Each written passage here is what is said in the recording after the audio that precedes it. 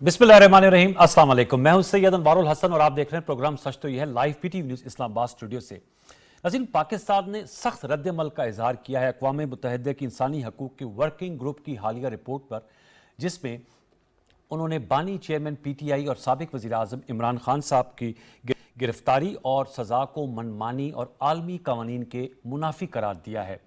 वफाकी वज़ीर कानून आज़म नज़ीर तारड़ साहब ने प्रेस कॉन्फ्रेंस की, जिसमें उन्होंने कहा कि बानी चेयरमैन पीटीआई की गिरफ्तारी और सज़ा पाकिस्तान का दाखिली मामला है। हमारे यहाँ आईन और कवानीन भी मौजूद हैं और मुरव्वजा दस्तूर के मुताबिक अदालतें अपना काम सरअंजाम दे रही हैं। उन्होंने कहा इन तमाम कवानीन के तहत और आलमी असूलों को भी सामने रखते हुए बानी चेयरमैन पीटीआई इमरान खान साहब को तमाम हकूक मुयस्सर हैं और बहुत से केसेस में अदालतों से उनको रिलीफ भी मिल रहा है।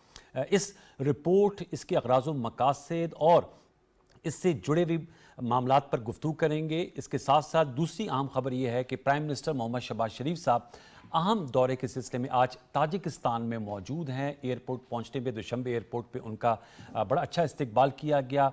ताजिकिस्तान की मरकज़ी क़यादत, उनके सदर और वज़ीर आज़म से वज़ीर आज़म मोहम्मद शहबाज शरीफ साहब की मुलाकातें हुई। ये दौरा उस सिलसिले की कड़ी है जिसमें वो SCO कॉन्फ्रेंस में भी शिरकत के लिए दूसरे मरले में जाएंगे। बार के प्राइम मिनिस्टर शहबाज शरीफ साहब ने ताजिक सदर को पाकिस्तान में सरमायाकारी बिलखसूस जो शोबाजात हैं, तवानाई के मादनियात, ज़रात, उनमें इन्वेस्टमेंट करने और उसमें पाकिस्तान के साथ ताउन बढ़ाने पर कायल करने की कोशिश की। साथ में मुफाहमत की यादाश्तों पर भी सिग्नेचर्स हुए। इस पर भी बात करेंगे और प्रोग्राम में आगे चलकर हम वफाकी बजट 2024 पर भी गुफ्तगू करेंगे, जिसमें बड़े एम्बिशियस टारगेट्स रखे गए हैं। आज वज़ीर मुमलिकत बराए फाइनेंस अली परवेज़ मलिक साहब प्रेस कॉन्फ्रेंस कर रहे थे, जिन्होंने कहा कि पाकिस्तान को मौजूदा जो इस वक्त माली हालात का सामने है, तो हमें एक नए मुआशी मॉडल की तरफ जाना होगा। ये जो टारगेट्स रखे गए हैं बिलखसूस महसूलात का 12,970 अरब रुपए, 40% ज़्यादा है जो लास्ट ईयर, जो अभी कल परसों ख़त्म हुआ है 30 जून को, उससे क्या ये काबिल अमल है और क्या ये काबिल इनका हसूल मुमकिन है? इन नुकात पर हम गुफ्तगू करेंगे। जो मौजूद मेहमान शख्सियात हमें ज्वाइन कर रहे हैं उनका हम आपसे करा देते हैं। हमें ज्वाइन किया है एजाज़ अहमद चौधरी साहब ने, साबिक फॉरेन सेक्रेटरी हैं पाकिस्तान में, अमेरिका में पाकिस्तान के सफ़ीर रह चुके हैं, हमारे दफ्तर ख़ारजा के तर्जुमान रह चुके हैं और इंपॉर्टेंट कैपिटल्स भी पाकिस्तान की नुमाइंदगी कर चुके हैं। सर, आपका बहुत शुक्रिया। हमें ज्वाइन किया इस्लामाबाद स्टूडियो से मायनाज एंकर पर्सन है, अपना शो करती हैं समा टेलीविज़न पे, किरण नाज साहब, आपका बहुत शुक्रिया। और दौरान गुफ्तगू हमें सैयद मोहम्मद अली साहब ज्वाइन करेंगे, जो तज्ज़ियाकार हैं, दिफाई तज्ज़ियाकार हैं, NDU से मुंसलिक हैं और आगे चलकर हम बजट पर भी जो मौशी तज्ज़ियाकार हैं उनसे भी गुफ्तगू करेंगे। गुफ्तगू का आगाज़ मैं आपकी इजाज़त से एजाज़ चौधरी साहब से करूँगा। एजाज़ चौधरी साहब, सर बहुत शुक्रिया।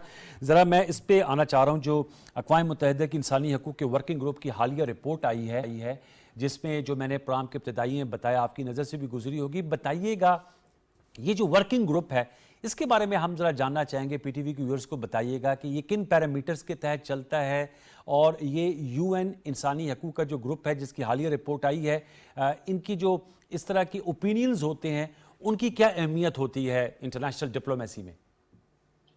अक़वाम मुत्तहिदा की जो ह्यूमन राइट्स काउंसिल है, जिसमें अक्सर पाकिस्तान भी मुंतखब होकर हिस्सा लेता है, वहाँ पे एक रवाज है कि मुल्कों के मुतालिक जो ह्यूमन राइट्स की सिचुएशन है उस पर अपनी राय दी जाए।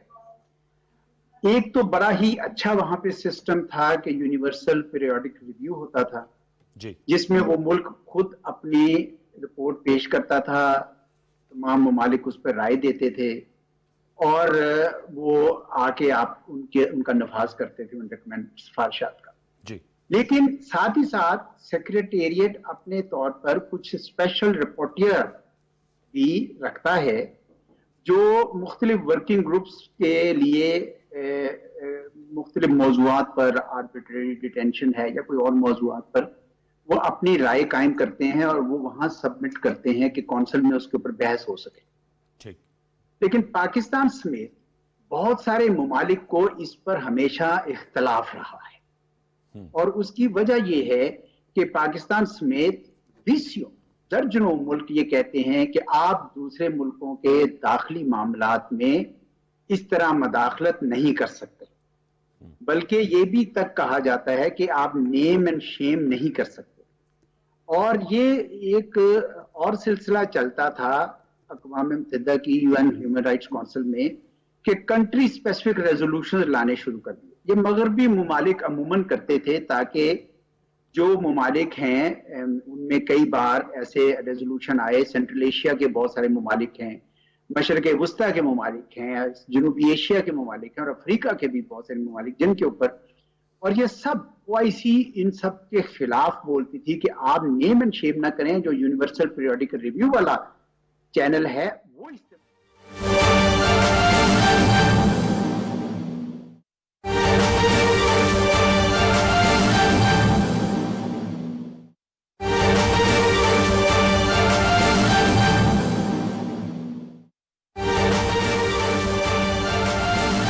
का कसरे नौरोज का दौरा। वज़ीर-ए-आज़म मोहम्मद शहबाज शरीफ दुशंबे में मौजूद हैं। 2 रोज़ा ताजिकिस्तान के दौरे पर वज़ीर-ए-आज़म मोहम्मद शहबाज शरीफ ने इस मौके पर कसरे नौरोज का दौरा किया है। ताजिक सदर इमाम अली रहमान ने कसरे नौरोज आमद पर वज़ीर-ए-आज़म मोहम्मद शहबाज शरीफ का पुरतपाक इस्तकबाल किया है। आपको बताया चले कि वज़ीर-ए-आज़म मोहम्मद शहबाज शरीफ के हमरा ताजिक सदर इमाम अली रहमान ने कसरे नौरोज का दौरा किया। वज़ीर-ए-आज़म की कसरे नौरोज और ताजिक फ़न तामीर की तारीफ, इस हवाले से मज़ीद तफसील जानेंगे नुमाइंदा PTV न्यूज़ मोहम्मद मज़हर अब्बास से। जी मज़हर अब्बास, बताइएगा, वज़ीर-ए-आज़म मोहम्मद शहबाज शरीफ ने कसरे नौरोज का दौरा किया है। जी, वज़ीर-ए-आज़म मोहम्मद शहबाज शरीफ जो है वो ताजिकिस्तान के दौरे पे हैं और आज सारा दिन जो है वज़ीर-ए-आज़म मोहम्मद शहबाज शरीफ का जो है वो मसरूफ तरीन दिन गुजरा। उसमें MOU साइन हुए, वज़ीर-ए-आज़म की जो है जॉइंट प्रेस हुई ताजिक सदर के साथ, और अब से कुछ ही देर पहले वज़ीर-ए-आज़म मोहम्मद शहबाज शरीफ को ताजिकिस्तान के सदर ने जो है वो कसरे नौरोज का जो है वो दौरा करवाया है और पुरतपाक इस्तकबाल के साथ वज़ीर-ए-आज़म को खुद जो है वो कसरे नौरोज ले गए हैं और उन्हें महल के मुख्तलिफ हिस्से दिखाए हैं। वज़ीर-ए-आज़म मोहम्मद शहबाज शरीफ ने कसरे नौरोज और ताजिक फ़न तामीर की तारीफ़ की है और इस खूबसूरत जो फ़न तामीर है ताजिक, उसे सराहा है। वज़ीर-ए-आज़म और ताजिक सदर ने पाकिस्तानी वफ़द के एजाज़ में जो है वो जो है वो एजाज़िया भी एशाइये का इंतज़ाम भी किया है, जहाँ पर जो है वो पाकिस्तान की तरफ से गए हुए वफ़द के एजाज़ में जो है वो पुरतकल्लुफ़ खाने का एहतमाम किया गया है। जी, बहुत शुक्रिया मोहम्मद मज़हर अब्बास। वज़ीर-ए-आज़म मोहम्मद शहबाज शरीफ ताजिकिस्तान के 2 रोज़ा दौरे पर मौजूद हैं। इस मौके पर दुशंबे में वज़ीर-ए-आज़म मोहम्मद शहबाज शरीफ ने कसरे नौरोज महल का दौरा किया। ताजिक सदर इमाम अली रहमान ने वज़ीर-ए-आज़म मोहम्मद शहबाज शरीफ को कसरे नौरोज का दौरा करवाया। वज़ीर-ए-आज़म मोहम्मद शहबाज शरीफ ने ताजिक फ़न तामीर कसरे नौरोज की तामीर की तारीफ़ की है। ये थी PTV ताज़ा तरीन।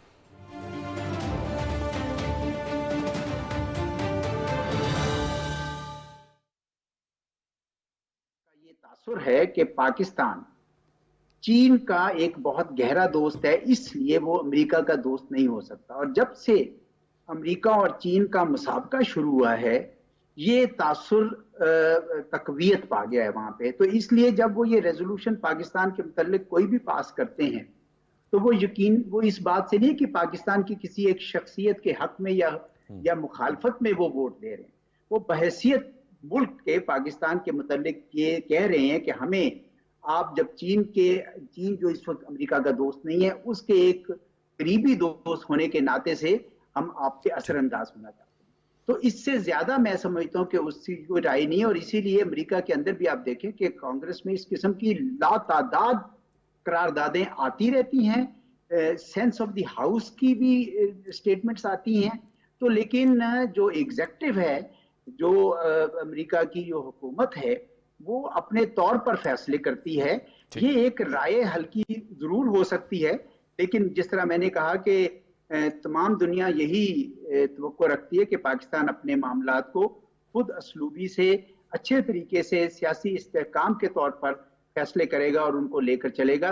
बाहर से आने वाली इन बातों का मेरे नज़दीक को बहुत ज़्यादा असर नहीं होना चाहिए। बहुत शुक्रिया, thank you very much. Ejaz Ahmad Chaudhary साहब पाकिस्तान के रह चुके हैं अमेरिका में और सेक्रेटरी खारजा, वो अपनी राय का इज़हार कर रहे थे। किरण नासिर, मैं आपसे जानना चाहूँगा, आप इसका पॉलिटिकल कॉन्टेक्स्ट ज़रा हमें बताइएगा, क्योंकि ये तो मैंने उनसे पूछा कि डिप्लोमेटिकली और फॉरेन अफेयर्स में ये किस डोमेन में आते हैं, आप इसको किस तरह देख रही हैं? सबसे पहले तो सर, जो लॉबिंग करने वाले लोग हैं ان کو مبارکباد دینی چاہیے کہ وہ کامیاب ہوئے ہیں. وہ کامیاب ہوئے ہیں. یو این کی طرف سے بھی آ جاتی ہے رپورٹ, پھر اس سے پہلے ہم دیکھتے ہیں کہ وہ قرارداد بھی آ جاتی ہے, اور وہ قرارداد ہے. میں کانٹیکس ملانے کی کوشش کرتی ہوں کہ یاد ہوگا آپ کو جب یہ عدم اعتماد آئی تھی, اس وقت خان صاحب کا ایک اسٹیٹمنٹ تھا, بڑا زبان زد عام اسٹیٹمنٹ تھا کہ جنرل باجوہ نے امریکہ کو کنونس کیا کہ عمران خان ان کے خلاف ہیں. تو اٹ مینس کہ اب عمران خان صاحب امریکہ کو کنونس کرنے میں کامیاب ہو گئے ہیں کہ میں آپ کے خلاف نہیں ہوں, میری حکومت آپ کے خلاف نہیں تھی. اسی وجہ سے وہاں سے ایک قرارداد آئی اور وہ بڑے اچھے نمبرز کے ساتھ وہ قرارداد پاس ہوئی ہے.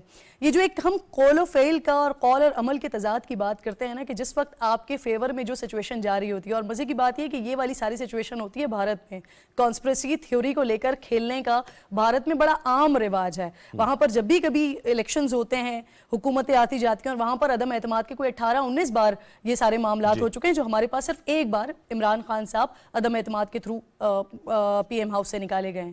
وہاں پر یہ ساری چیزیں ہو رہی ہوتی ہیں. لیکن یہاں پر جب یہ کانٹیکسٹ ہمارے سامنے آ رہا ہے, اگر انسانی حقوق کی بات ہو رہی ہے تو کشمیر اور فلسطین, کیا انسانی حقوق کے ٹھیکیداروں کو وہ نظر نہیں آ رہے ہیں کہ وہاں پر نہ اس کے لیے ہمیں کوئی قرارداد دکھائی دیتی ہے. انفیکٹ فلسطین کا تو حال یہ ہے کہ جب فلسطین کے حوالے سے کوئی بھی چیز ہو رہی ہے تو وہاں پر سب سے پہلے امریکہ ویٹو کرنے کے لیے کھڑا ہو جاتا ہے.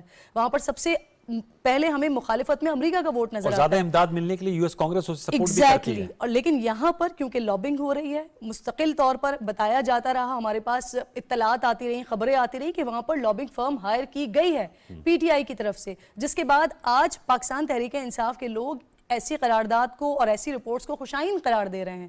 حالانکہ ہونا تو یہ چاہیے تھا کہ اگر آپ کے ہی سربراہ نے یہ اسٹیٹمنٹ دیا تھا کہ ہمارے ملک میں مداخلت نہیں ہو سکتی, اگر وہ مداخلت غلط تھی تو آج بھی مداخلت غلط ہے. معذرت, ان سے جب بات ہوتی ہے وہ کہتے ہیں جی وہ دو ڈیفرنٹ ایشوز ہیں. وہ کہتے ہیں کہ یہ جو الیکشنز پہ جو قرارداد آئی ہے وہ ان کا بھی پی ٹی آئی کا سٹانس ہے, اور جو عمران خان صاحب کی جو قید و بند ہے اور جو سزائیں, ان کے مطابق یہ بھی انصاف کے اصولوں پر مبنی نہیں ہے, اور وہ جو نقطہ تھا وہ تو سازش تھی, سائفر تھا. تو سر یہ ڈبل سٹینڈرڈ ہو گیا نا پھر, کہ جو آپ کے فیور میں جا رہا ہے وہ والی چیز تو درست ہے, وہ والی چیز بالکل صحیح ہے, لیکن جہاں پر آپ کے فیور میں نہیں ہے وہ کانسپریسی تھیوری ہے, وہ سازش ہو رہی ہے, وہ دوسرے ممالک جو ہیں وہ آپ کی ٹانگیں کھینچنے کی کوشش کر رہے ہیں. یہاں پر ہمارے جو دیگر سیاستدان ہیں یا تو پھر ان کو شرم آنی چاہیے یا پھر ان کو سیکھنا چاہیے. نواز شریف صاحب کتنا عرصہ جیلوں میں رہے, آصف علی زرداری صاحب کتنا عرصے جیلوں میں رہے, اس کے علاوہ ہمارے پاس بہت بڑی لسٹ ہے پی ایم ایل این کے لوگوں کی, وہ اس وقت پلے کر رہے ہیں, ہر لحاظ سے پلے کر رہے ہیں. جی ہاں, بے شک اس میں این جی اوز بھی شامل ہوں, انفلوئنس تو ہو رہا ہے. بالکل ایسے ہی 2 دن پہلے بات ہو رہی تھی سر میرے پروگرام میں کہ ملک میں بجٹ کا مسئلہ ہے, بہت بڑے بڑے مسائل ہو رہے ہیں, لیکن ہم 7 بجے سے لے کر رات 11 بجے تک عمران خان کو ڈسکس کر رہے ہوتے ہیں. ایسا کیوں ہے؟ ان کی پارٹی ٹوٹ رہی ہے, ان کی پارٹی بکھر رہی ہے, کیونکہ یہ ساری چیزیں عمران خان کو سوٹ کر رہی ہیں, وہ ارریلیونٹ ہو رہے ہیں. اگر ہم پاکستان کے پالیٹکس میں مسائل کی طرف جاتے ہیں تو وہ ارریلیونٹ ہو جاتے ہیں, لیکن اگر ہم صرف اسی کھینچا تانی میں لگے رہتے ہیں تو پھر عمران خان صاحب ریلیونٹ ہوتے ہیں, ان کی جماعت ریلیونٹ ہوتی ہے. یہ اس وقت I'm so sorry, آپ کو غالباً اگلے گیسٹ کی طرف جانا ہے, بس میں ایک بات یہاں پر ایڈ کرنا چاہتی ہوں اپنی, کہ دیکھیں اس وقت جو حکومت ہے نا اس کے پاس گولڈن ٹائم ہے. اس وقت ان کی, ہمارے پاس مقتدرہ کی کوئی بھی فیوریٹ جماعت ہمارے سامنے موجود نہیں ہے. اس کے علاوہ کوئی ایز سچ اس طرح کی اپوزیشن موجود نہیں ہے جو پارلیمنٹ کے اندر, اسمبلیوں کے اندر, آپ نے بجٹ بھی پاس کروا لیا نا کچھ بھی کر آ کے. اتنا گولڈن ٹائم ہے کہ آپ پرفارم کریں اور پرفارم کر کے جواب دیں. لیکن انفارچونیٹلی ہو یہ رہا ہے کہ وہ اپنی طرف سے ویل کوارڈینیٹڈ پلے کر رہے ہیں اور آپ اس گیم کا حصہ بن رہے ہیں. That's very important point. Syed Mohammad Ali Sahab, جن کا میں نے غائبانہ تعارف کرا دیا تھا, انہوں نے ہمیں جوائن کیا ہے. علی السلام علیکم. جی وعلیکم السلام. بہت شکریہ نوازش, آپ نے پروگرام سرچ کے لیے وقت نکالا. اعزاز چودھری صاحب سے ہم گفتگو کر رہے تھے, جو UN human rights working group کی جانب سے رپورٹ آئی ہے, پیر کو شائع ہوئی ہے, اور غالباً یہ مارچ کے مہینے میں جو ہے وہ مرتب کر لی گئی تھی. اور کرن ناز صاحبہ سے بھی بات کر رہے ہیں, اس کا پولیٹیکل کانٹیکسٹ بتا رہی ہیں. آپ چونکہ فارن افیئرز اور یو این کی ورکنگ کو پہ بہت مہارت رکھتے ہیں, بتائیے گا اس کا امپیکٹ کیا ہوگا, اور یہ جو رپورٹ آئی ہے اس حوالے سے آپ کی کیا رائے ہے؟ دیکھیے, جس طرح ابھی پچھلی خاتون پینلسٹ نے کہا, میں ان کی اس بات سے متفق ہوں کہ یقینی طور پہ ایک پاکستان کی جو سیاسی جماعت ہے وہ بین الاقوامی سطح پہ پاکستان کی حکومت اور ریاست کے خلاف ایک مسلسل منفی بیانیہ اور تاثر مرتب کرنے کی جو کوشش کر رہی ہے, اس رپورٹ پہ اس کے اثرات بہت واضح نظر آتے ہیں. یہ تو ایک پہلو ہے, لیکن میری رائے میں سمجھتا ہوں اس کو بہت زیادہ اہمیت 4 وجہ سے نہیں دینی چاہیے. اچھا. اور سب سے پہلی بڑی وجہ یہ ہے کہ یہ جو ورکنگ گروپ ہے 1991 میں قائم کیا گیا تھا، یہ ایک آپ یوں سمجھیں کہ ایک ایکیڈیمک ایکسرسائز ہے، یہ اس کی کوئی بائنڈنگ انفورسبل ویلیو نہیں ہے کسی ریاست جو UN کے ممبران ہیں ان کے اوپر، یہ کوئی فرض نہیں ہے، کوئی بائنڈنگ نہیں ہے کہ ان کے اوپر عمل درآمد کیا جائے. دوسری بات، تیسری بات یہ کہ اس سے قبل بھی جو رپورٹس آتی رہی ہیں اس نوعیت کی، تو یہ 5 ان کے انڈیپینڈنٹ ایکسپرٹس ہوتے ہیں جو مختلف ممالک سے تعلق ہوتا ہے، اور کوئی ضروری نہیں ہے کہ وہ پاکستان کے سیاسی نظام، پاکستان کے قانونی نظام، پاکستان کے عدالتی نظام سے واقف بھی ہوں. یہ ان کی ایک انفرادی رائے ہوتی ہے. چوتھی بات یہ ہے کہ اس جو پچھلی رپورٹس بھی آپ دیکھیں تو 2022 کی جو رپورٹ آپ دیکھیں تو اس میں تقریباً 50 ممالک کے 160 سے زیادہ افراد کے حوالے سے اس طرح کی اپیل کی گئی تھی. تو میں سمجھتا ہوں کہ یہ اس کا ایک سیاسی بیانیہ بنانے میں جس طرح کہا گیا اس کا یقینی طور پہ عمل دخل ہوتا ہے، لیکن قانونی سطح پہ، سفارتی سطح پہ جو اقوام متحدہ کے ممبر ممالک ہیں وہ ان کے لیے یہ بائنڈنگ نہیں ہے. اور سب سے امپورٹنٹ بات انوار صاحب یہ ہے کہ اقوام متحدہ کا جو چارٹر ہے، جی. پورا اقوام متحدہ کا نظام ہے، اس کا جو فنڈامنٹل اور سینٹرل پلر ہے وہ اسٹیٹ سوورنٹی کا کانسیپٹ ہے کہ جو تمام ریاستیں ہیں وہ خود مختار ہیں اپنے آئین اور قانون میں، اور جو بین الاقوامی قوانین ہیں وہ کوئی ملک کے اندر مداخلت یا رسپانسبلٹی ٹو پروٹیکٹ وغیرہ کی جو بات ہے، پاکستان اور بہت سے دیگر ممالک بھی اس کی مخالفت کرتے رہی ہیں. جو مغربی طاقتیں یہ چاہتی ہیں کہ ایک کیس بلڈ کیا جائے ڈیولپنگ ورلڈ کے اندر مداخلت کی. تو میں سمجھتا ہوں دو جو آخری باتیں میں کہنا چاہتا ہوں وہ یہ کہ پاکستان اپنے سیاسی اور عدالتی نظام میں خود مختار ہے، اور اپنے آئین قوانین کا نہ صرف بہت سختی سے پابندی کرتا ہے بلکہ جو UN چارٹر کی تمام ریلیونٹ شقیں ہیں اس پہ بہت مسلسل پوری دنیا اس بات کی مترف ہے کہ عمل درآمد کرتا رہا ہے. اچھا علی، یہ چونکہ بیسیکلی آپ کی بات بالکل ٹھیک ہے، ضربت اس کا آپ نے کہا یہ بائنڈنگ نہیں ہے، اور پاکستان جو ہے وہ جو تمام عالمی قوانین ہیں ان کی پاسداری بھی کر رہا ہے، پاکستان کا داخلی بھی معاملہ ہے، ہمارے وزیر قانون نے بھی کہا، لیکن آپ اس سے بخوبی واقف ہیں، آپ خود بھی ایک انفارمیشن ایکسپرٹ ہیں. وار آف نیریٹیوز ہے، یہ بیانیوں کی جنگ ہے، اور لابینگ کی یا NGOs کو انفلوئنس کیا ظاہر بات ہے، لیکن یہ رپورٹ کا آ جانا اور اس کو پھر فلیش ہو جانا اور میڈیا میں زیر بحث بھی آنا ظاہر بات ہے. ایک طرح سے اس سے پہلے ہم بات کر رہے تھے US کانگریس ایوانی نمائندگان کی جانب سے 901 ریزولوشن کا آنا، وہ پاکستان میں انتخابات میں مبینہ دھاندلی سے متعلق تھی. کیا کہیں گے اس وار آف نیریٹیوز میں پھر جوابی رد عمل کیا ہونا چاہیے؟ جی دیکھیے، میں سمجھتا ہوں، میں آپ کی بات سے متفق ہوں، جس طرح میں نے خود بھی کہا کہ یقینی طور پہ ایک پاکستان کی سیاسی جماعت جو ہے اس سیاسی حکمت عملی کا بدقسمتی سے اس وقت یہ مرکزی پہلو ہے کہ بین الاقوامی برادری میں پاکستان کو بدنام کیا جائے اور بین الاقوامی سطح سے پاکستان پہ دباؤ ڈالا جائے، اپنے قائد اور دیگر ممالک، دیگر جو ان کے افراد ہیں ان کے قانونی کارروائی پہ اثر انداز ہونے کی کوشش کی جائے، جو کہ بذات خود نہ صرف پاکستان کی آئین قانون خود مختاری کی ایک طرح سے نفی ہے بلکہ اس میں بین الاقوامی پریشر اور انٹرونشن اور کوئرشن کی لیے لابنگ کرنا یقینی طور پر پاکستان کے سیکیورٹی اور قومی سلامتی کے مفادات کے بھی منافی ہے.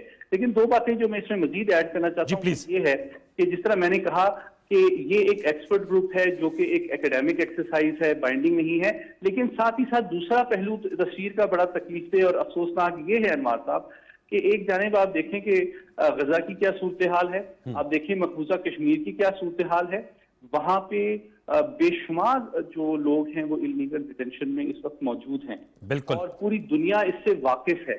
کشمیری رہنما کئی تو ایسے ہیں کہ کئی سالوں سے وہ حکومت کی جو ہے قسم پرسی کی حالت میں انلیگل ڈیٹینشن کے تحت قید و بند کی صورتیں برداشت کر رہے ہیں. لیکن یہ 5 ایکسپرٹ جو ہیں میں ان سے یہ سوال کرتا ہوں کہ اس کے حوالے سے وہ اپنی رپورٹ مرتب کیوں نہیں کرتے، ان کے بارے میں وہ دنیا کی رائے سازی کیوں نہیں کرتے. اور میں اس سیاسی جماعت سے بھی یہ اپیل کرتا ہوں کہ جن کے دور حکومت میں 5 اگست 2019 کا افسوسناک वाकया हुआ था, उन्होंने इस किस्म की रिपोर्ट कभी मकबूजा कश्मीर के जो हमारे हुर्रियत लीडर्स हैं उनके लिए तो कभी मुरतब करने की कोशिश नहीं की, बल्कि वो इस तरह पाकिस्तान के बारे में एक मनफी प्रोपेगेंडे का हिस्सा बन रहे हैं। ये अहम नुकता आपने उठाया, तालिब मेरे साथ रहेगा, इस पे आप क्या कहेंगे? उनका 5 अगस्त 2019। मैं बिल्कुल अभी यही बात करने वाली थी कि सद अफसोस कि वहाँ पर लॉबिंग करने वाले लोग नहीं हैं, वहाँ पर फंड रेजिंग करने वाले लोग नहीं हैं, वहाँ पर कोई इस तरह का स्टार नहीं है जो कि फंड रेजिंग करते करते और एक ज़बरदस्त हॉस्पिटल बनाने के बाद पॉलिटिक्स में आ गया और फिर पॉलिटिक्स में आकर ये वाला रूप हमें नज़र आया। तो वहाँ पर बदकिस्मती ये, लेकिन जो मोस्ट इम्पॉर्टेंट है वो ये है कि जब आप यूएन जाते हैं और वहाँ पर जाके अगर आप कश्मीर का मुद्दा रखते हैं, जो उनके क्रेडिट पर अच्छी चीज़ें हैं वो आज भी मौजूद हैं, बिल्कुल जो उन्होंने रखा भी, तो ये होना चाहिए था कि बजाय इसके कि अगर आप देख रहे हैं कि उसका फ़ायदा हो रहा है, उस लॉबिंग का फ़ायदा हो रहा है, तो वही लॉबिंग अगर कश्मीर और फ़लस्तीन के लिए इस्तेमाल कर ली जाती तो वो शायद ज़्यादा बेहतर होता, वो शायद ज़्यादा अच्छा उसी तरह से याद किया जा रहा होता जिस तरह से आज हम उस कश्मीर के मामले को याद कर रहे हैं। लेकिन अफसोस की बात है, और अनवार साहब सबसे इंपॉर्टेंट ये कि वो जो एक हम सीगा इस्तेमाल करते हैं कल्ट फॉलोइंग का, बहुत सारे लोग इस चीज़ के ऊपर बड़ा एतराज़ भी उठाते हैं कि कल्ट फॉलोइंग नहीं है, इसमें खान साहब ने उन्हें बहुत ज़्यादा एजुकेट किया है, इस वजह से उनके पीछे हैं लोग। तो उनके पीछे चलने वाले लोगों को क्या अब ये नजर नहीं आ रहा है सारी चीजें, ये कौलो फैल का तजाद नजर नहीं आ रहा? वो तो उसको ऐसे दे रहे हैं कि ये विंडिकेशन है हमारी। एग्जैक्टली ये कल्ट फॉलोइंग है। और आज मैं सुन रही थी ऑन चौधरी साहब गालिबन आज प्रेसर कर रहे थे, उसमें उन्होंने यही बात कही कि हमारे बच्चों को, हमारे बुजुर्गों को और स्पेशली जो हमारी यूथ है उनको आपने इसके पीछे लगा दिया, एक ट्रक की बत्ती के पीछे लगा दिया है कि कल आप कहते हैं कि अमेरिका ने साजिश की, गलत किया, ठीक है जी अमेरिका ने साजिश की, आज अमेरिका की तरफ से एक करारदाद आ गई और वहां पर ये हो गया कि आपके साथ नाइंसाफी हुई है, तो सारी की सारी यूथ, सारी की सारी आवाम जो है, जो एक कल्ट फॉलोइंग है उनकी, वो इसके पीछे लग गई है। हालांकि कोई भी ये सवाल नहीं कर रहा, पीटीआई के अपने लोगों से सवाल नहीं कर रहा कि अगर कल ये गलत थे तो आज आपके लिए सही कैसे हो सकते हैं? तो फिर यही सवाल है अली भाई आपसे towards the end of this topic, फिर आप क्या कहेंगे जो किरण नाज साहबा जो एंकर पर्सन हैं और हमारी शो में गेस्ट हैं, उनका जो ये तज्जिया है कि वो सवाल लोग क्यों नहीं पूछते, हालांकि खुद तो बानी चेयरमैन पीटी इमरान खान साहब अक्सर कहते हैं कि जी सवाल पूछना चाहिए, तो उसके लिए क्या जहन साजी या ओपिनियन शेपिंग के लिए कुछ नई सोच या खतूत पे आगे बढ़ना होगा? देखिए, इसमें यकीनी तौर पे आगे बढ़ना होगा। जिस तरह आपने पहले भी मुझसे कहा कि रद्द अमल, मैं समझता हूँ रद्द अमल से आगे हमें निकलने की कोशिश करनी चाहिए और सोच पैदा करनी चाहिए कि देखिए इस वक्त पाकिस्तान के खिलाफ एक बैनुल अक़वामी जो हमारे दुश्मन ममालिक हैं, वो उनकी जो हाइब्रिड वॉर है उसका एक मरकजी महवर ये है कि पाकिस्तान को डिप्लोमेटिकली आइसोलेट किया जाए, आलमी सतह पे बदनाम किया जाए, इकोनॉमिकली सैंक्शन किया जाए और हमारे लिए माशी, सियासी, सफारती मुश्किलात पैदा की जाएं। तो अगर पाकिस्तान की एक सियासी जमात जो है इस तरह की हिकमत अपनी अपनाती है तो यकीनी तौर पे वो हमारे मुल्क दुश्मन अनासिर जो हैं उनकी आलायकार बनती है। तो ये वो बात है जो मैं समझता हूँ मीडिया के तवस्सुत से हमारे तमाम यूथ को, तमाम लोगों को डायस्पोरा तक पहुंचने की जरूरत है कि देखिए पाकिस्तान को कैसे चलना है, पाकिस्तान के मसाइल का क्या हल है, इसके बारे में हमारी राय मुख्तलिफ हो सकती है। इसके लिए हमारी अप्रोचेज और स्ट्रेटजीज मुतनव्वे हो सकती हैं, लेकिन इसका ये मतलब नहीं है कि हम बैरूनी एजेंडे जिसमें पाकिस्तान को सैंक्शन करना, पाकिस्तान को बदनाम करना, पाकिस्तान की नेगेटिव प्रोपेगेंडा करना, उसके लिए आलायकार बने अपने दाखिली सियासी मफादात के लिए और इसके जरिए से यकीनी तौर पे हम अपने दुश्मनों के एजेंडे को आगे बढ़ा रहे हैं। आप बिल्कुल ठीक कह रहे हैं कि हमारे मीडिया के जरिए से हमारी यूथ और डायस्पोरा तक ये पैगाम पहुंचे। आप बिल्कुल ठीक कह रहे हैं। और वी हैव सुपीरियर कोर्ट्स, जहां आज भी बात हुई कि इमरान खान साहब को उसमें मुख्तलिफ केसेस में उनकी सजा सस्पेंडेड है और अब तो इद्दत केस में ही उनकी गिरफ्तारी बिल्कुल ऐसे ये आपके दोनों मेहमान एक बात कर रहे हैं कि हमारे ऊपर कोई ऐसी बाइंडिंग नहीं है, कोई कानूनी हैसियत इसकी है नहीं इस तरह की करारदादों की या इस तरह की कोई रिपोर्ट्स आ जाने की। लेकिन सर यहाँ पर ये भी देखना होगा, ये बहुत ज़्यादा इंपॉर्टेंट है कि पिछले कुछ सालों में हमारा ट्रस्ट डेफिसिट बहुत ज़्यादा रहा है, हमारे पास इन्वेस्टमेंट इसी वजह से नहीं आ रही। जी हाँ, हमारे पास सी पैक का जो मसला हुआ, हमारे पास जो मलेशिया के साथ मामलात हुआ है, हमारे प्राइम मिनिस्टर ने जाना था लेकिन वो नहीं गए, इस तरह के बहुत सारे वाकयात हमारे पास पिटारी में मौजूद हैं। तो अगर इस तरह की रिपोर्ट्स आती हैं और पाकिस्तान को इस तरह से बदनाम करने की कोशिश की जाती है, तो अगर हमारे पास कानूनी तौर पर अगर उसकी कोई हैसियत नहीं होगी तो ये सारी चीजें इंपैक्ट करेंगी। तो ये सोचना होगा उस सियासी जमात को जो अपने लिए स्पेस तलाश करेगी लेकिन पाकिस्तान के लिए किसी किस्म का कोई स्पेस नहीं। Very important, thank you very much Syed Mohammad Ali साहब, आपने हमें अपना मौक़िफ़ दिया और एजाज चौधरी साहब ने भी एक वक्फा शामिल करेंगे। वक्फे के बाद आएंगे तो हम वफाकी बजट 2024-2025 को डिस्कस कर रहे होंगे। जैसे मैंने गुज़श्ता रोज़ के प्रोग्राम में भी कहा था कि 1 जुलाई यानी कल से इसका निफाज हो गया है। इसमें बहुत से एम्बिशियस टारगेट्स हैं, इसमें बहुत सी नई बातें की गई हैं और आज तो अली परवेज़ मलिक साहब ने कहा कि नए मुआशी मॉडल की हमें ज़रूरत है। सब कुछ एक वक्फे के बाद वक्फा ले लीजिए।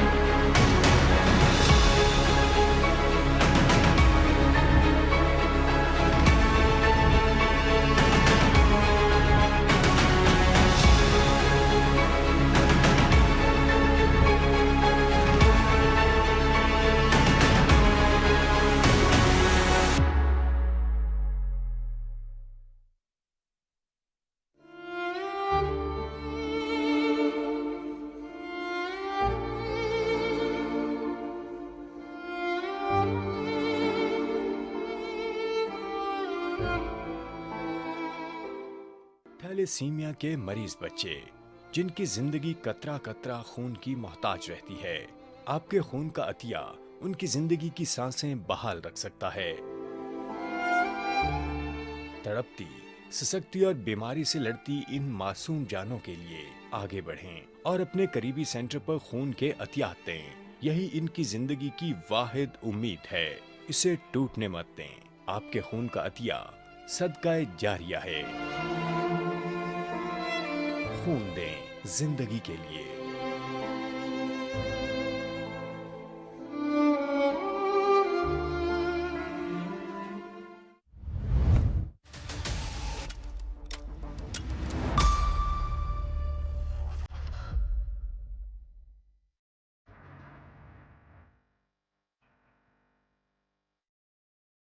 मोदी हुकूमत कश्मीरी अवाम की हक़ खुद इरादियत की तहरीक को कुचलने के लिए रियासती दहशतगर्दी का मुसलसल इस्तेमाल कर रही है। भारतीय मसालिम के बायस मकबूजा जम्मू कश्मीर अपने बासियों के लिए जहन्नुम ज़ार बन चुका है। काबिज भारतीय अफवाज मकबूजा जम्मू कश्मीर में इंसानी हकूक़ की बदतरीन पामालियाँ कर रही हैं। भारतीय फौजियों को बेगुनाह कश्मीरियों को कत्ल करने की खुली छुट्टी दी गई है। आलमी बरादरी मकबूजा जम्मू और कश्मीर में भारतीय मसालिम को रोकने के लिए अमली इक़दाम करे।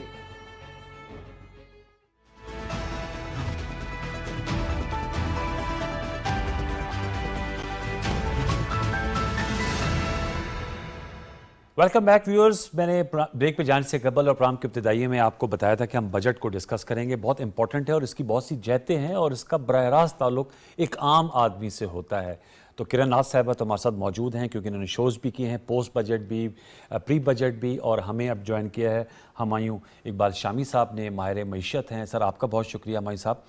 गुफ्तगू का आगाज़ हमायूं साहब आपसे कर लेते हैं। जिस दिन बजट पेश हुआ था, we remember we did 2 hours, रात 10 से 12 हमने एक ट्रांसमिशन की थी, उसमें आपने बहुत सी सजेशन दी थी और आपने कहा था ये तजवीज़ हैं। सर अब तो वो तजवीज़ मंजूरी के बाद अब तो वो नाफिजुल अमल हो गई हैं।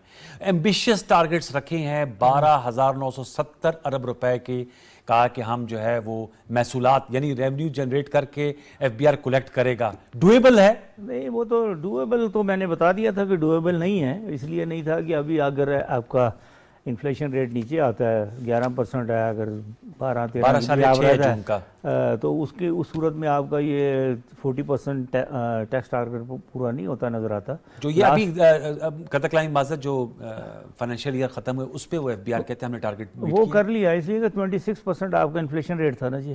तो अब अगर गवर्नमेंट खुद 11% पे आ रहा है तो 11% से तो आपको पता है इनडायरेक्ट हमारे टैक्सेस बेसिकली इनडायरेक्ट हैं। तो वो जितनी आपकी इन्फ्लेशन ज़्यादा होता है ना, तो वो एक चीज़ की कीमत के मुताबिक होता है। कीमत अगर ज़्यादा होगी तो इन्फ्लेशन वो उसका टैक्स का बढ़ जाता है आपका। तो अब वो मुझे नहीं नज़र आता। पहली तो बात ये। दूसरी बात ये है कि अब वो आपने कहा था कि तजावीज़ मैंने दी थी, मेरी तो खैर किसी भी تجاویز پہ عمل نہیں ہوا, کوئی اس پہ نہیں آیا, لیکن الٹیمیٹ سلوشن وہی تھا کہ آپ بجائے اس کی, دیکھیں اب میں نے ایک بات کی تھی ایکسپینسو سائڈ کی, آپ کو شاید یاد نہیں ہو, میں نے بار بار کہا تھا, لنک بھیجنا چاہیے تھا پروگرام کا, میں نے بار بار آپ کو یہ کہا تھا کہ ہمارا مسئلہ جو ہے نا, ہم ایک ہی سائڈ کو لیے جا رہے ہیں کہ ٹیکسز ٹیکسز ٹیکسز. اب ٹیکسز پاکستان میں آلریڈی آپ کو معلوم ہے کہ جو غریب سے غریب آدمی ہے نا, بالکل جو یعنی وہ بھی ٹیکس دیتا ہے, کیونکہ وہ پیٹرول کا کہیں نہ کہیں وہ گاڑی میں سفر کرتا ہے, ویگن میں کرتا ہے, روٹی کھاتا ہے, وہ کوئی معمولی سی چیز بچے کے لیے دودھ بھی لے کے آتا ہے تو اس پہ ٹیکس ہے. تو وہ ٹیکس تو آلریڈی پاکستان میں بہت زیادہ ہے, لیکن اصل مسئلہ ہے کہ لیکن بیس کم ہے نا. اورنگزیب صاحب وزیر خزانہ صاحب کہہ رہے تھے 9.5% tax to GDP ratio ہے, اس کو اگلے سال تک 10.5 اور پھر 13% تک لے کر آنا ہے. وہ ٹھیک کہہ رہے ہیں, وہ بھی صحیح کہہ رہے ہیں, لیکن یہ ایک دیکھیں ایک چیزیں ہوتی ہیں جو تھیوریٹیکل ہوتی ہیں. تھیوریٹیکل باتوں کو ہم اگر صرف تھیوریٹیکل پہ چلتے رہیں تو آپ کو معلوم ہے باقر رضا صاحب ہوا کرتے تھے, بڑے پڑھے لکھے آدمی آئے تھے وہاں سے, اسٹیٹ بینک کے گورنر, انہوں نے آج ساتھ یہ کیا کہ پاکستان میں انہوں نے یہ جو ہے مانیٹری ریٹ بڑھانا شروع کر دیا. انہوں نے کہا جی اس سے انفلیشن کنٹرول ہوگا, وہ اس سے اور بڑھنا شروع ہو گیا. اور میں اس وقت چیختا رہا کہ پاکستان میں مانیٹری ریٹ بڑھنے سے, کہ کیونکہ وہ پی آئی ڈی امریکہ کے تھے تو وہ امریکہ کا حساب لگا رہے تھے, امریکہ میں ہوتا ہے پاکستان میں نہیں ہوگا, پاکستان میں سپلائی اینڈ ڈیمانڈ کا ہوتا ہے. وہ یہ بعد میں انہوں نے کافی عرصے کے بعد جب دیکھا کہ بڑھی جا رہا, تو پھر ایک پریس کانفرنس میں نے یہ بات کہہ دی کہ جو ہے یہ اس سے نہیں ہوگا. تو پھر آپ نے کیوں بیڑا غرق کیا؟ اس کا نتیجہ یہ ہوا کہ آپ کا جو 1200 ارب کا آپ کا تھا ایک زمانے میں, جو 2018 میں پرابیبلی آپ کا ایلوکیشن تھی ڈیٹ سروسنگ کی, وہ اب اس دفعہ 9 ٹریلین پہ آ گئی, 9000 بلین پہ آ گئی. یہ جو آپ نے اٹھایا سا اسٹے آن دس پہ, کرن جب وزیر خزانہ صاحب سے یہ سوال بھی ہوتا ہے تو وہ کہتے ہیں کہ جو معاشی اصلاحات ہمیں 2018 میں یا اس سے پہلے کر لینی چاہیے تھیں, اگر وہ کر لی جاتی تو اتنا زیادہ پھر ہمیں ٹیکسز 1700 ارب روپے کے ٹیکسز نہ لگانے پڑتے. اور یہ تو پرائم منسٹر صاحب نے فلور آف دا ہاؤس پہ کہا ہے کہ آئی ایم ایف کی مشاورت سے یہ بجٹ بنا ہے. بالکل ایسا ہی. میں آپ سے اب جاننا چاہوں گا کہ اب اس پہ ظاہر بات ہے صحافیانہ حلقوں میں, معاشی حلقوں میں بحث تو ہو رہی ہے, لیکن اب تو یہ نافذ العمل ہو گیا. پرابلم یہ ہے کہ ہر شخص اس سے متاثر ہو رہا ہے نا. کل سے یہ نافذ العمل ہو گیا, اور اب جب ہماری تنخواہیں آئیں گی تو اس میں ہمیں صحیح سے لگ پتہ جائے گا. ہوا بیسکلی کیا ہے, میں آپ کو ذرا سادہ آسان کر کے بتاتی ہوں. کراچی سے میرا تعلق ہے, اور جتنا عرصہ جتنی زندگی میں نے کراچی میں گزاری, وہاں پر ہوتا یہ ہے کہ اگر ایک علاقہ ہے اور اس میں 100 گھر ہیں, اور 100 گھر میں سے 20 گھر ہیں جن کی 100% بلنگ ہے, اور باقی 80 یا 60 گھر ہیں جو کہ بجلی چوری کر رہے ہیں, تو ہوتا کیا ہے کہ الیکٹرک کیا کرتا ہے کہ وہ سارے کے سارے لوگوں کا جو بجلی کا کنزمپشن ہوتی ہے وہ سب کا سب ٹیکس یا سب کا بل جو آتا ہے وہ ان 20 گھروں کے اوپر ڈیوائیڈ ہوتا ہے, اور ان سے وہ بل وصول کیا جاتا ہے. وہ بیچارے نہ اس بجلی کو استعمال کرتے ہیں, نہ انہوں نے اس کو ان کو پتا ہوتا ہے کہ کتنی استعمال ہوئی ہے, لیکن ان کو اس کا بل دینا ہوتا ہے. یہی ہو رہا ہے پاکستان میں میرے اور آپ کے ساتھ.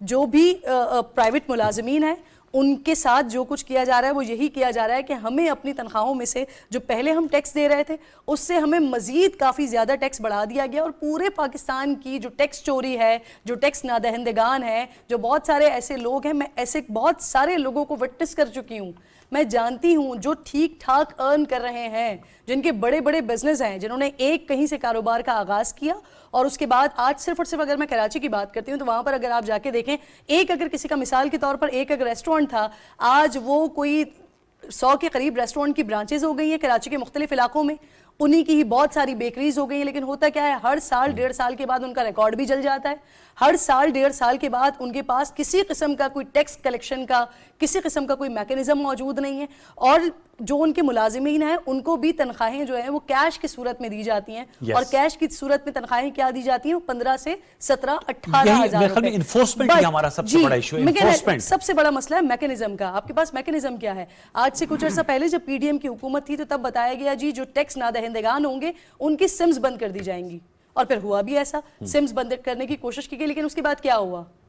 اس کے بعد رزلٹ نہیں آیا نا. رزلٹ اورینٹڈ سمز آپ نے بند نہیں کی, آپ نے وہ چیز سامنے رکھی نہیں. اس سے اندازہ ہوا کہ حکومت شاید اپنی کوششوں میں سنجیدہ ہے ہی نہیں.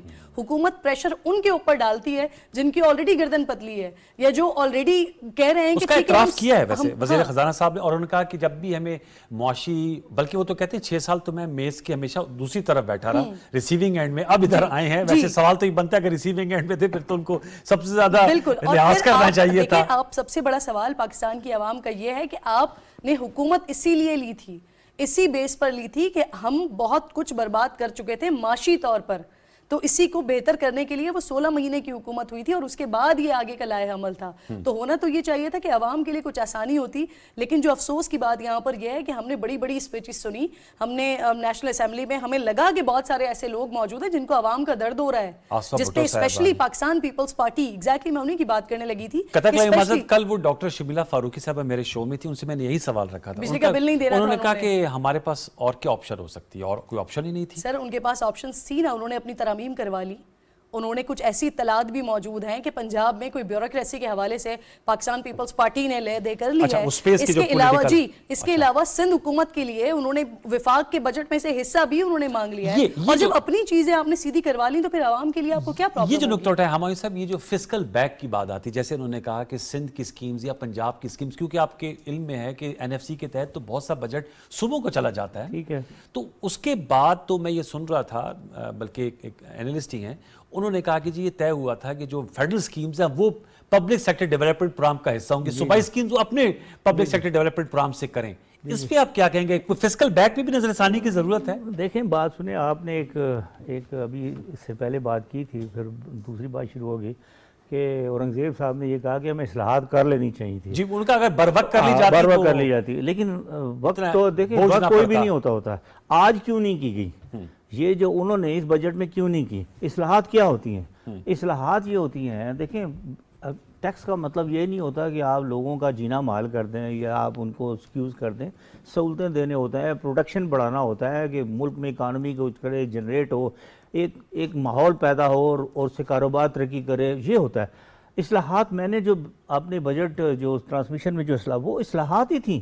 اخراجات میں آپ کمی کی بات کرتے ہیں, وہ کہتے ہیں ہم اخراجات میں کمی کر رہے ہیں, ہم رائٹ سائزنگ اور ڈاؤن سائزنگ کی کمیٹی اس لیے تمام اسمبلی ممبران کی مراعات میں اضافہ یہ جو ہے نا, یہ پروسیس جو ہے نا جو کرنے کا, یہ کئی سالوں پہ محیط ہوگا, اور اس میں بھی اگر یہ سسٹینیبل رہ گیا جو آپ بات کر رہے ہیں نا کہ ہم کریں گے, ابھی ایک ڈپارٹمنٹ کو ختم کر رہے ہیں وہ پی ڈبلیو ڈی, اور اس کی جگہ ایک نئی کمپنی بن گئی. اس کا مطلب یہ ہے کہ وہ خرچہ وہاں چلا جائے گا. تو میرا مطلب ہے وہ کوئی ایسا بہت سلو پروسیس ہے. میں نے جو سجیشن اصلاحات کی دی تھی وہ یہ تھی کہ جو چیزیں وہ کہتے ہیں جی صوبوں میں ہم کریں گے, بھائی یہ جو آپ کا یہ جو ڈسکوز ہیں جس سے 1400 ارب 1400 بلین اس دفعہ آپ نے رکھا ہے, اس کے لیے تھے 1367 چاہے پراپرلی رکھا ہے, آپ اس کا سارا بائتا اگر یہ پروونسز کو چلی جاتی ہیں, اور پروونسز کی جو ابھی میڈم نے بات کی, بڑی اچھی بات کی کہ 6 گھروں میں 10 بار نہیں کر رہے, 10 دے رہے ہیں, ان کو بھی پاڑ ہے, وہ بھی ختم ہو جاتا. اس لیے کہ وہاں پر ریٹ جو ہے پروونس میں پروونشل گورنمنٹ کی ریٹ ہوتی ہے, اس کے پاس پولیس بھی ہوتی ہے, اس کے پاس وہ بھی ہوتا ہے, ان کا سٹیک انوالو ہوگا, اور پھر سٹیک انوالو ہوگا, اپنی جیب سے لگے گا ان کو. ابھی گورنر میری بات کے بعد گورنر جو ہے کنڈی صاحب وہاں پر وہ بھی کہہ چکیں گے اس کو ڈسکوز کے حوالے کر دیجئے, ٹھیک ہے, ڈسکوز کو حوالے کر دیجئے. اور پھر یہ فیڈرل گورنمنٹ پہ یہ بلیم ختم ہو جاتا ہے کہ فیڈرل گورنمنٹ جناب فلانی جگہ پہ بجلی دے رہی ہے, فلانی جگہ بجلی نہیں دے رہی, وہ بھی ختم ہو جاتا ہے. وہ ایشوز ایسے پولیٹیکل کر کے, ابھی جو مجھے ایک پوسٹ آئی, وہ پتہ نہیں آیا انہوں نے صحیح ہے یہ غلط, کہ فوج کو بھی انوالو کیا جائے گا اس کے اندر, کہ اس بلنگ پروسیس کے اندر کے ریکوری. اب دیکھیں بات سنیں, جب فوج بھی جائے گی تو یہ عوام کے ساتھ فوج کا ڈائریکٹ جو کانٹیکٹ ہوتا ہے وہ اچھا نہیں ہوتا. یہ ڈویبل ہے جو آپ کہہ رہے ہیں ڈسکوز صوبوں کے حوالے, بالکل ایک نوٹیفیکیشن چاہیے, اس لیے کہ پوری کا پورا سیٹ اپ چلا جائے گا وہاں پر, انہوں نے ہی کام کرنا. کیا صوبے ود لائبلٹیز اور ڈسکوز کو لینے کے لیے تیار ہیں؟ دیکھیں وہ تیار ہونا یا نہ ہونا ایک الگ چیز ہے, وہ تیار پولیٹیکل ویل اگر آپ کی ہوگی تو وہ تیار ہوں گے, اس لیے کہ آپ ان کا نقصان کیوں اٹھا رہے ہیں, جو نقصان ان کا ہو رہا ہے وہ آپ کیوں اٹھا رہے ہیں. خرم شہزاد صاحب بھی ہمارے ساتھ موجود ہیں, ماہر معیشت ہیں, ان کو بھی ویلکم کرتے ہیں. خرم السلام علیکم. جی خرم شہزاد صاحب میری آواز آ رہی سر؟ جی میرے خیال میں سوال کر لیتا ہوں, ظاہر بات ہے وہ اسکائپ ہے, سگنل بعض دفعہ فریزنگ ہوتی ہے. خرم شہزاد صاحب ہم بات کر رہے ہیں کہ جو ایمبیشیس ٹارگٹس رکھے گئے ہیں اس بجٹ میں وہ میٹ ہو پائیں گے. ہم گفتگو سن رہے تھے محمد اورنگزیب صاحب وزیر خزانہ, ان کا نقطہ یہی تھا کہ جی ہم انفورسمنٹ کو انشور کریں گے, کیونکہ ہمارا معاملہ اور سب سے بڑا مسئلہ یہ ہے کہ ہم اس انفورسمنٹ کو کلی طور پہ نافذ نہیں کر پاتے. میں آپ سے جاننا چاہوں گا کیا کہیں گے خرم شہزاد صاحب؟ اوکے میں دوبارہ آپ کو ریکنیکٹ ہم کرتے ہیں. یہ جو بات کر رہے تھے کہ ڈسکوز، کیونکہ آپ نے کی الیکٹرک کی بات کی، کل خرم دستگیر صاحب ہمارے شو میں تھے، ان کا 200 ارب روپے کی subsidy federal government power ministry آج بھی دے رہی ہے کی الیکٹرک کے صارفین کو. تو میں یہ جاننا چاہ رہا ہوں، کیا آپ سمجھتی ہیں کہ فسکل بیک کی جو بات ہے، جیسے آپ نے کہا پیپلز پارٹی نے سندھ کے پروجیکٹس اپروو کرا لیے، جب زیادہ فنڈ صوبوں کو جا رہے ہیں تو وہ اپنے پروجیکٹس خود ہی فنڈ کریں، ایون جو سوشل سیکورٹی پروگرامز ہونے کی ضرورت ہے نا. اگر ہمیں پہلے ہی سٹیپ پہ یہ نظر آتا ہے کہ عوام کے لیے کسی بھی قسم کا احتجاج کر کے عوام کے لیے کچھ حاصل نہیں کیا گیا، بلکہ اپنے ہی معاملات کو سیدھا کیا گیا، اینڈ دین اگین بل جو ہے وہ بجٹ کی کاپی وہ منظور بھی ہو گئی، پھر صدر صاحب نے اس کے اوپر دستخط بھی کر دیا. تو بیسکلی اگر یہ عوام کا اتنا زیادہ درد ہوتا تو پھر یہ ٹیکسز، سب سے پہلے آغاز تو ہم ٹیکسز سے ہی کر لیتے ہیں نا. سب سے پہلے کہ ٹیکسز شاید اس میں کچھ نہ کچھ کمی ہوتی، لیکن وہاں پر یہ ساری چیزیں کیونکہ آئی ایم ایف کی مشاورت سے بنائی جا رہی ہیں تو وہاں پر یہ سب کچھ ہو رہا ہے. جو بات سر کر رہے ہیں یہ اس وقت پاسبل تھا کہ اگر اسٹیبل اتنی حکومت ہوتی کہ وہ یہ ڈیسیجنز لے سکتی تھی، لیکن جب آپ سہاروں کے اوپر کھڑی ہوئی حکومت ہو اور دوسری جگہ پر جیسے کہ صرف سندھ حکومت کی بات کرتے ہیں، وہاں پر پیپلز پارٹی کی حکومت ہے، یا بلوچستان کی ہم بات کرتے ہیں وہاں پر پیپلز پارٹی کی حکومت ہے، تو کیا آپ کو لگتا ہے کہ پیپلز پارٹی اس چیز کے لیے اگری کر جائے گی اگر یہ برڈن وفاقی حکومت کوشش کرے گا اس طرف ٹرانسفر کرنے کی؟ نہیں ہوگا. تو یہ صرف اس صورت میں جو سر مشورہ دے رہے ہیں، مشورہ تو بہت اچھا ہے. آپ نہیں سمجھتے ہمیں نئے اکنامک ماڈل کی جو بات آ رہی ہے، اب حقائق یہی ہیں کہ جو فیڈرل بجٹ جب ہم پیش ہوا تھا تو ہم نے ان کی موٹی موٹی فگرز نکالی، تو اس میں تو حکومت فیڈرل گورنمنٹ بچتا ہی بڑا کم ہے. پینشن آپ کی ہے، آپ کا ڈیفنس کے لیے 2200 ارب روپے تھے، آپ کی ڈیٹ سروسنگ کے لیے 8500 ارب تھے، غالباً 9 ٹریلین رکھے گئے ڈیٹ سروسنگ کے لیے. اخراجات جب نہیں ہو رہے تھے، آپ ساری کی ساری جو سیکریفائزز ہیں وہ آپ عوام سے مانگ رہے ہیں. یہ جو نیشنل اسمبلی میں بیٹھے ہوئے لوگ ہیں، میں بات کر رہی تھی تو ہمارے پاس میرے پروگرام میں ایک معزز شخصیت بیٹھے ہوئے تھے، غالباً شاید خاقان عباسی صاحب تھے، تو انہوں نے کہا کہ دیکھیں آلریڈی ممبران قومی اسمبلی کی تنخواہیں مرات اتنی ہوتی نہیں ہیں تو ان کے لیے وہ جسٹیفائیڈ ہے. تو میرا سوال یہ تھا کہ وہ جو 40-50 ہزار روپے کمانے والا شخص ہے، جس کا 50 ہزار روپے کی تنخواہ میں 51 ہزار روپے اگر اس کی تنخواہ ہے تو اس کو 5% اب ٹیکس دینا پڑے گا. جب وہ یہاں پر اس کی تنخواہ تو کم ہو گئی لیکن اس کے برڈن بڑھ گیا، کیونکہ اس کو ہر چیز پہ اب ٹیکس دینا پڑے گا. اس کو بجلی کے بل پہ بھی ٹیکس دینا پڑے گا زیادہ، اس کو گیس کے بل پہ بھی زیادہ ٹیکس دینا پڑے گا، نرخ بھی بڑھ رہے ہیں، اس کو پیٹرول پہ بھی زیادہ پیسے دینے پڑیں گے. جس طرح سر بات کر رہے ہیں بنیادی ضرورت کی اشیاء ہے، دودھ ہے، ساری چیزیں، اس کو ٹیکس زیادہ دینا پڑے گا.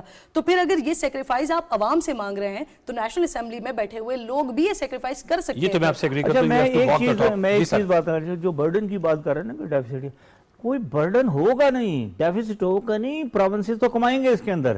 اگر بلنگ پوری ہو جاتی ہے، اگر ان کی ریٹ اپنی سے پروونشل گورنمنٹ سب سے بل لے لیتی ہے تو یہ تو ایک سودا ہے. وہ تو 100 روپے کا اگر وہاں سے بلک میں خریدیں گے فیڈرل گورنمنٹ سے بجلی تو وہ تو 110 کی بھی بیچ سکتے ہیں، 120 کی بھی بیچ سکتے ہیں. یہ تو ان کی ایفیشنسی پہ ڈیپینڈ ہے. لیکن ان کی اگر پولیٹیکل ول یہ ہوگی کہ ہم اب تو یہ ہوتا ہے نا گیم کے جی فیڈرل گورنمنٹ کو بلیم جائے گا اگر علاقے میں بجلی بند ہوگی. 600 ارب روپے کی غالباً سر ووٹ بینک متاثر ہوتا ہے. نہیں تو وہ لوگ کھڑے ہوئے ہوتے ہیں اندر. اگر صرف کے الیکٹرک کی مثال دوں 10,000 روپے میں وہ میٹر لگانے کے لیے تیار ہوتا ہے جہاں آپ کو فری بجلی ملتی ہے. تو کون انفسائز کرے گا کہ آپ علاقے سے 100% بلنگ کروائیں اور وہاں پہ بجلی بھی نہ جائے اور پھر اس کے بعد حکومت اس سے پروونسز اگر دیکھیں پروونسز ووٹ کے لیے کریں گی یہ تو پھر وہ پے اپ بھی کریں نا، اپنے خرچے سے کریں نا.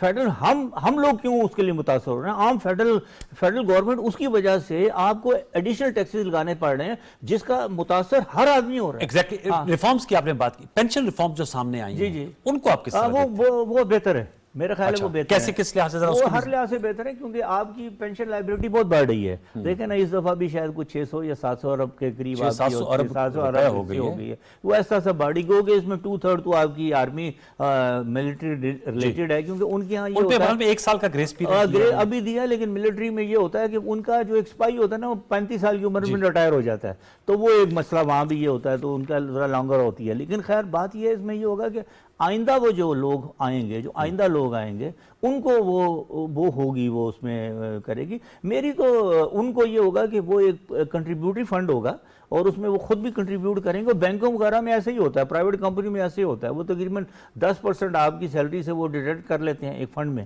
اور وہ 10% اپنی حکومت ڈال دے گی, وہ اس کے اوپر جو انٹرسٹ بنتا رہے گا وہ ان کو ایٹ دا اینڈ. سرمایہ کاری کی بہت بات ہوتی ہے. پرائم منسٹر صاحب کا ہم نے ابتدائی میں بتایا, وہ تاجکستان کے صدر سے بھی کہہ رہے ہیں کہ آپ انویسٹ کریں. ہم نے دیکھا UAE, سعودی عرب, چائنا کا وزٹ ہوا. آپ سمجھتی ہیں ان وزٹس کے نتائج آئیں گے ود دی IMF پروگرام جو کہ کہا جا رہا ہے, وزیر خزانہ صاحب کہتے ہیں جولائی کے وسط میں غالباً شاید پاکستان کو مل جائے گا. آپ سمجھتی ہیں اس سے انویسٹمنٹ آنے تو چاہیے, لیکن اگر آپ آغاز ہی دیکھ لیں, اگر آپ نے ایئر انڈسٹری کے اوپر جو کچھ کیا ہے, جو بھی پاکستان آنا چاہتے ہیں وہ جس طرح سے آئیں گے, میں تو یہ دیکھ کے بڑا حیران ہو رہی تھی ایئر فیئر کے اوپر جو آپ نے ٹیکسز لگائے ہیں, کیونکہ لوگوں کے پاس اگر جو بیرون ملک جا رہے ہیں ان کے پاس تو یہ آپشنز موجود ہیں کہ آپ باہر سے ٹکٹ پرچیز کر لیں. تو بیسکلی تو یہاں پر آپ کی اپنی ایئر انڈسٹری متاثر ہوگی. لوگ یہاں سے ٹکٹ نہیں خریدیں گے کیونکہ ان کے پاس جو بزنس کلاس افورڈ کر رہا ہے اس کے پاس ڈیفینیٹلی یہ آپشن بھی موجود ہے کہ وہ باہر سے ٹکٹ خرید لے. ڈومیسٹک کے اوپر جو آپ نے ٹیکسز لگائے ہیں, اندر ملک کے اندر رہنے والے آنے جانے والے لوگوں کو پریشان کیا ہے. تو جہاں پر آپ یہ بات کر رہے ہیں کہ سرمایہ کاری آئے گی نہیں آئے گی, اگر آپ معاشی طور پر اس طرح سے وہ آپ نے ایک ماڈل تیار ہی نہیں کیا اور پھر آپ اگر ایکسپیکٹ کر رہے ہیں کہ آپ کے پاس سرمایہ کاری آئے گی, تو یہ بہت بڑا سوالیہ نشان ہوگا. امید اور دعا یہی ہے اور ہونا یہی چاہیے کہ سرمایہ کاری آئے. ایک اور چیز سر میں کافی دیر سے ایڈ کرنا چاہ رہی تھی, ایک اور ہمیں میٹھی گولی دی گئی ہے, کیونکہ اس وقت سب کا جو سب سے امپورٹنٹ سوال ہے نا, پاکستان کی عوام کو اس چیز سے کوئی غرض نہیں ہے کہ سرمایہ کاری آ رہی ہے نہیں آ رہی, ڈسکوز کا مسئلہ حل ہو رہا ہے نہیں ہو رہا, ایئر فیئر سستا ہے یا نہیں ہے. ان کو مسئلہ یہ کہ ان کے گھر میں ان کے کچن کا بجٹ کیسے چل رہا ہے, اور سب سے بڑا مسئلہ یہاں پر یہ والا پیدا ہو رہا ہے. ایک میٹھی گولی یہ دینے کی کوشش کی گئی کہ غالباً ایک منی بجٹ دوبارہ آ جائے جس میں جو سیلری کلاس پر ٹیکس لگانے کی کوشش کی گئی ہے ٹھیک ٹھاک, اس کو پھر کم کریں کیونکہ وہ جو ریونیو ہے اس کو ہو جائے. لیکن یہ ڈویبل نہیں لگتا نا, ڈویبل نہیں لگتا. جب آپ میٹ ہی نہیں کر پا رہے پورے سال کے اینڈ تک, تو پھر اس کے بعد تو ایسا لگتا ہے کہ شاید مزید ٹیکسز لگیں گے. منی بجٹ والا مجھے تو کہیں نظر نہیں آ رہا. لیکن ہم امید پہ دنیا کا ہے. آپ کا بہت شکریہ کہ ناز صاحبہ, thank you so very much. ہمارے صاحب آپ کا بہت شکریہ. ویورز, اور آپ نے پروگرام کے پہلے جو معزز مہمان شخصیات تھے, اعزاز چودھری صاحب, سید محمد علی صاحب, ان کی گفتگو بھی سنی. مشکل حالات ہیں بلا شبہ. اب اس پہ ہم اگلے پروگرام میں دوبارہ ڈسکس کریں گے اور انہی مباحثوں کو آگے بڑھاتے رہیں گے. سجدے کے پلیٹ فارم سے دیکھنے کا بہت شکریہ. اجازت دیجیے. اللہ نگہبان.